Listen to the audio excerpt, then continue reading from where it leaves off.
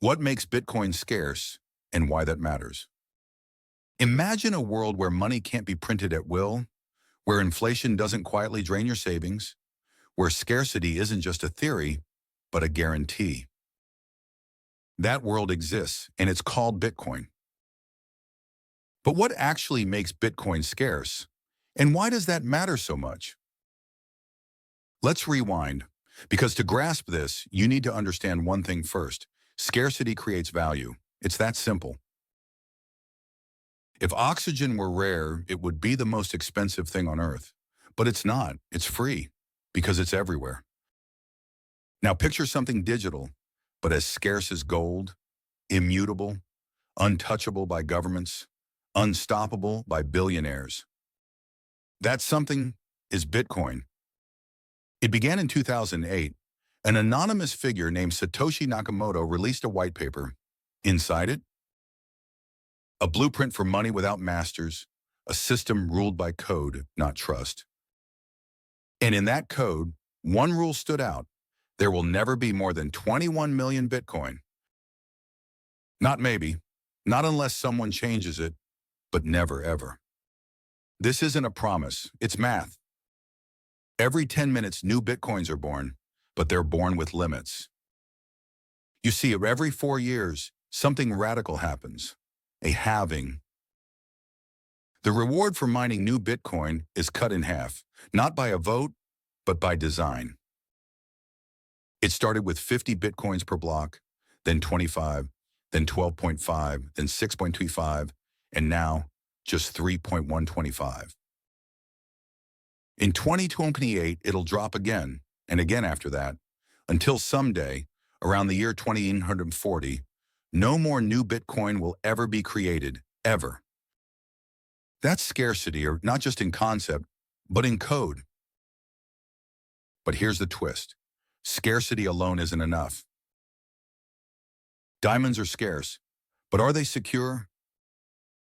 For something to be truly scarce, it must be unforgeable, unbreakable, uncheatable. Bitcoin solves that too. Its network runs on mining, an energy-intensive, decentralized competition.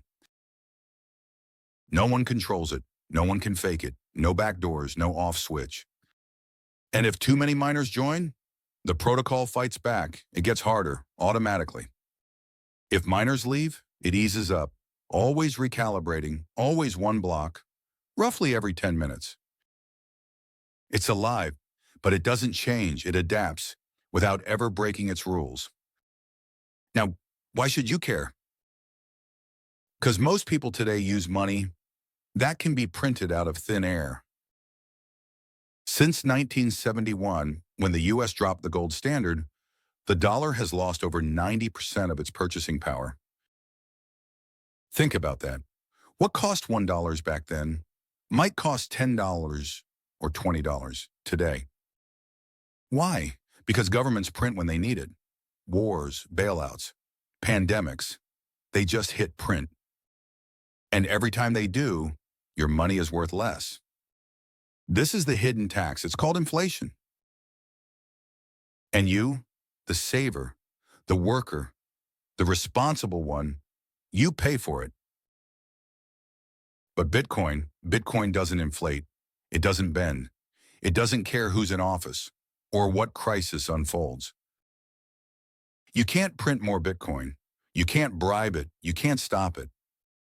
There will never be more than 21 million, period.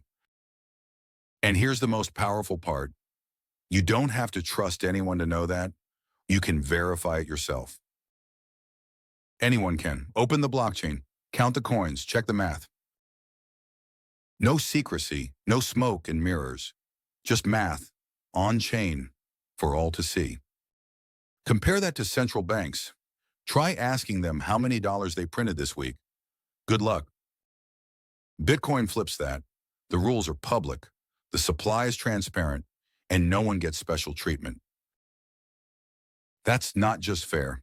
That's a revolution in monetary trust. And here's the kicker. Over 93% of all Bitcoin that will ever exist has already been mined. Let that sink in. The last few million will trickle out slowly over the next century. This slow release, this algorithmic heartbeat, is unlike anything else. Stocks can be diluted. Real estate can be taxed, seized, or inflated with new construction. Gold can still be mined, or worse, faked. But Bitcoin? Bitcoin is different. It lives in cyberspace, but behaves like the scarcest material on Earth. And in an increasingly digital world, digital scarcity could become the most valuable scarcity of all. Now, you might be thinking, if Bitcoin is so scarce, shouldn't its price always go up? Not exactly. Markets are emotional. People get greedy, people panic. But the code doesn't, and the supply never changes. Over time, scarcity tells the story. The more people understand what they're holding, the more they realize what others are not. Some call it digital gold. Others call it the internet's native money. But here's the truth. Bitcoin is the first asset in history with a mathematically enforced, verifiable, and unchangeable supply cap. Nothing else even comes close. And that fact, it changes everything. It changes how we think about value, about trust, about the very concept of money itself. Imagine opting out of inflation. Imagine saving in something the government can't devalue. Imagine storing your time, your energy, in a system that respects it. Bitcoin makes that possible. Not for hedge funds, not for elites, but for anyone, anywhere, with an internet connection. In a world of infinite printing, endless debt, and broken promises, Bitcoin offers something new. An end to inflation, an end to dilution, an end to financial uncertainty. And in that end lies a new beginning. A system built not on trust, but on truth, not on authority, but on math, not on hope, but on code. That's why Bitcoin scarcity matters. Because in a world where everything is abundant, true scarcity becomes priceless.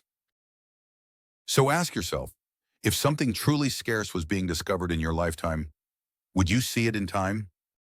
Would you recognize its signal before the world wakes up? Bitcoin's scarcity isn't just a number, it's a message. And those who hear it early will never look at money the same way again. If this opened your eyes, hit that subscribe button, because here we break Bitcoin down from first principles. No hype, no noise, just signal. Thanks for watching, and stay curious.